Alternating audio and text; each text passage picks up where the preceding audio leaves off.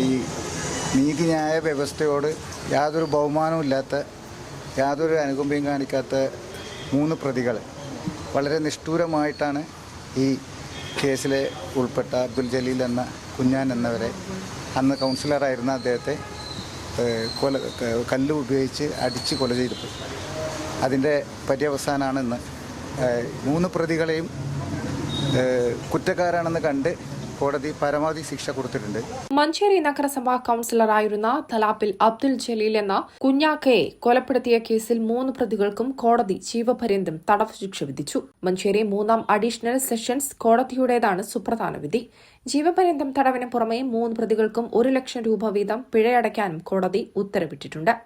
നെല്ലിക്കുത്ത് മാട്ടയിൽ വീട്ടിൽ 29 വയസ്സുള്ള ഷുഹൈബ്, പാണ്ടിക്കാട് വള്ളുവങ്ങാട് സൌത്ത് സ്വദേശി 36 വയസ്സുള്ള ഷംസീർ, നെല്ലിക്കുത്ത് ഒലിപ്രക്കാട് സ്വദേശി 30 വയസ്സുള്ള അബ്ദുൽ മജീദ് എന്നിവരെയാണ് കേസിൽ കോടതി ശിക്ഷിച്ചത്. 2022 മാർച്ച് 29 രാത്രി ഒലിപ്രക്കാട് വെച്ചായിരുന്നു സംഭവം. വാഹനത്തിന്റെ ഹെഡ്ലൈറ്റ് വെളിച്ചം കണ്ണിലേക്കടിച്ചതിനെ തുടർന്നുണ്ടായ വാക്കുതർക്കത്തിനിടയിൽ 1ാം പ്രതിയായ ഷുഹൈബ് കരികല്ലുപയോഗിച്ച് അബ്ദുൽ ജലീലിന്റെ തലയ്ക്ക് മാരകമായി അടിക്കുകയായിരുന്നു.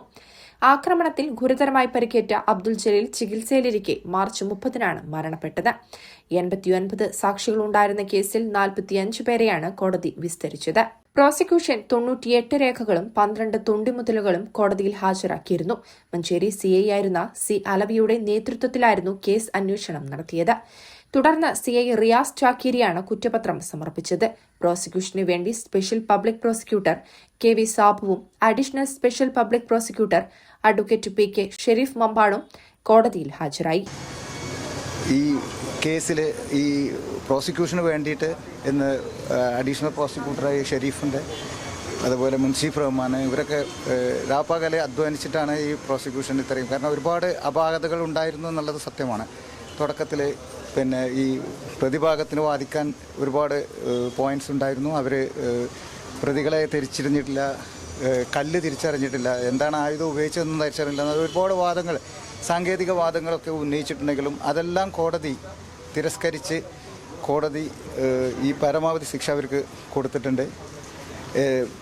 എന്തുകൊണ്ടും നീതി അർഹിക്കുന്ന ഈ കുഞ്ഞാൻ്റെ കുടുംബത്തിന് ഇതൊരു നല്ല കാര്യമായി, നല്ല വാർത്തയായി വരട്ടെ. ഇനി ഇത്തരം പ്രവർത്തനങ്ങൾ ഇനിയും ആവർത്തിക്കാതിരിക്കാൻ വേണ്ടി നമ്മൾ ശ്രമിക്കുക. ഈ 3 പ്രതികൾക്കും ജീവപര്യന്തം ശിക്ഷയാണ് കോടതി കൊടുത്തിട്ടുള്ളത്.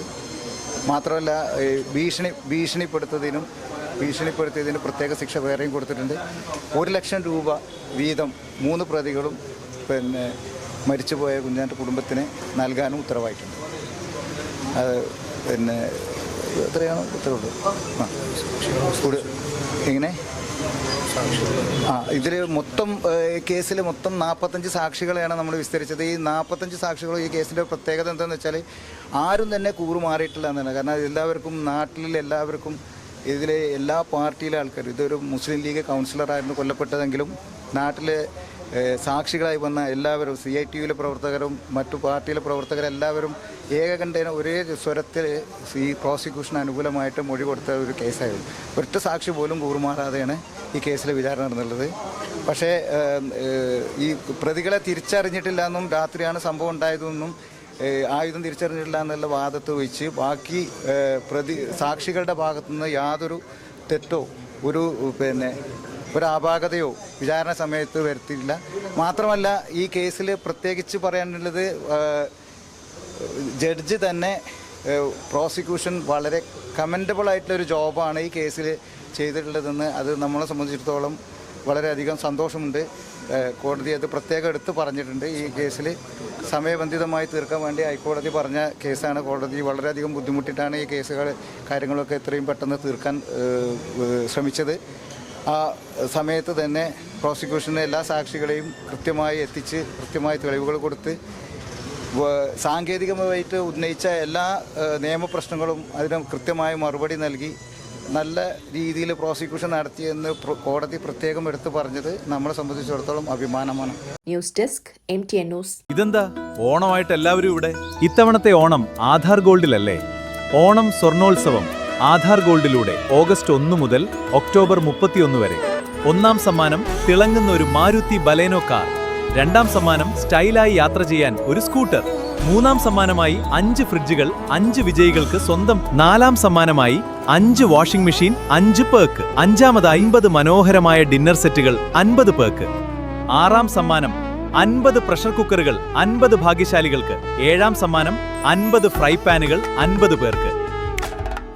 എന്താ മാവേലി, ഇത് പൊളിക്കൂലേ? അത് കിടക്കും ബ്രോ.